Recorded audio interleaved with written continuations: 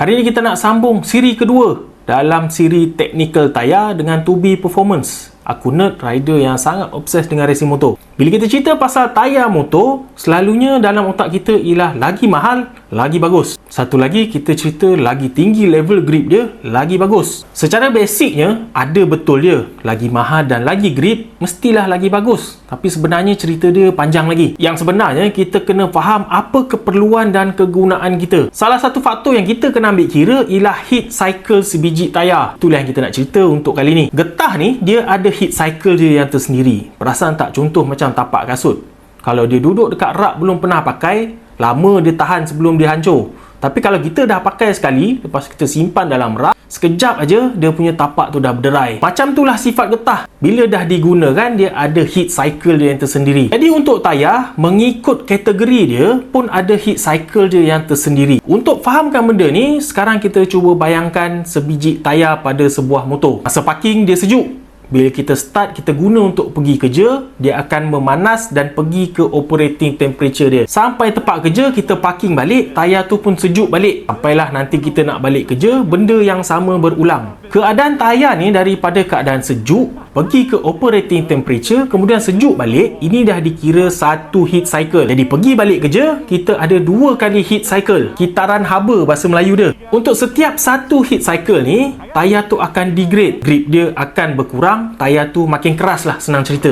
Tapi untuk tayar yang memang direka untuk perjalanan pergi balik dan kegunaan harian, heat cycle tu tak ketara sangat. Setiap cycle yang berlalu, tak adalah tayar tu tiba-tiba je tak ada grip langsung. Kualiti compound dia akan kekal lama tanpa ada penurunan ketara selepas beribu-ribu kali heat cycle sekalipun. Jadi bila kita guna untuk harian, kita guna tayar yang memang direka untuk harian, kita tak risau pasal heat cycle ni. Dia dah ditambah dengan aditif-aditif yang membolehkan heat cycle tak bagi kesan sangat. Tapi tayar yang direka untuk performance yang tinggi, untuk kegunaan track ataupun kegunaan racing, macam R11 ataupun Slick VO2, dia tak direka untuk tahan lama dan juga direka untuk kegunaan hari-hari pergi balik kerja. Dia direka untuk performance riding yang paling-paling pun tahan 3-4 track day je, ataupun paling-paling 1 ke 2 race saja. Jadi gripnya sangat tinggi, tapi setiap kali heat cycle, penurunan dan degradation tu akan semakin ketara. Perasan tak, untuk motor-motor yang pergi track ataupun race, ada dipasangkan dengan tayar warmer. Rasanya semua orang tahu, pemanas tayar ni berfungsi untuk panaskan tayar tu pada suhu optimum dia, supaya rider boleh masuk track, terus gunakan tayar tu. Tak payah nak panaskan balik. Tapi ada satu lagi fungsi tayar warmer ni, ialah untuk kurangkan heat cycle. Sekarang contohlah kita berada pada sesi track day. Kita buat 4 sesi dalam satu hari. Tanpa tayar warmer, tayar tu akan mengharungi 4 kali heat cycle. Sejuk, bawa, panas, kemudian parking, sejuk balik. 4 sesi dalam satu track day, dia akan ada heat cycle sebanyak 4 kali. Tapi kalaulah ada tayar warmer, bayangkan setiap kali keluar sesi track day, bila dia masuk ke pit, terus sarung siap-siap tayar warmer balik.